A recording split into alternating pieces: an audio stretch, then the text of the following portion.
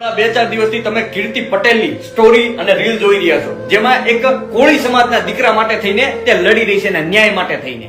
એનું નામ છે સચિન મકવાણા, એટલે કે ગોગાનો લાડકો. આખી વાત તો જાણે એવી છે કે આજે સચિન મકવાણા અને જે એ યુવતી છે, એ યુવતી બંને પ્રેમમાં પડે છે. પ્રેમમાં પડે એટલે એકબીજાને મળવા જાય છે. હવે એ વાત આ યુવતીના પિતાને ખબર પડે છે. એટલે જેવી યુવતીના પિતાને ખબર પડે છે એટલે યુવતીનો પિતા એ યુવતીને દબાવે છે, મારે છે, ડરાવે છે, ધમકાવે છે. પછી એ દીકરા એટલે કે સચિન મકવાણા વિરુદ્ધમાં ફરિયાદ કરે છે. આટલી કલમો એની પર લગાડવામાં આવે છે અને એમાં ઈ દીકરીની ઉંમર 18 વર્ષથી નીચે હતી, એટલે એની માથે પોક્સો એક્ટ પણ લગાડવામાં આવી. હવે આવું બધું થાય એટલે સ્વાભાવિક છે કે બધાને ઘરે ખબર પડે, એટલે આ દીકરાના ઘરે પણ ખબર પડી. એટલે એના પિતાશ્રી, દીકરાના પિતાશ્રી આજે દીકરી છે એના માતા પિતા પાસે ગયા ને ભાઈ તમે આ બધું છોડી દો, એમ તમે આ બધું જવા દો, અમારી આબરૂ શું રહેશે, આમ તેમ એ બધી વાત કરી એને, બરાબર. છતાંય તે વ્યક્તિને દયા ન આવી, કારણ કે આ એક દીકરાનો વાંક નહોતો, અરે એની દીકરીનો પણ વાંક તો હોય જ ને, કારણ કે એક હાથે ક્યારેય તાળી ન વાગે. ચાલો આ દેશમાં કદાચ આ દીકરો બનવું ને બહુ મોટો ગુનો છે, કારણ કે આપણી માટે કોઈ કાયદો જ નથી દીકરાઓ માટે. અને જ્યારે દીકરીના પિતા જે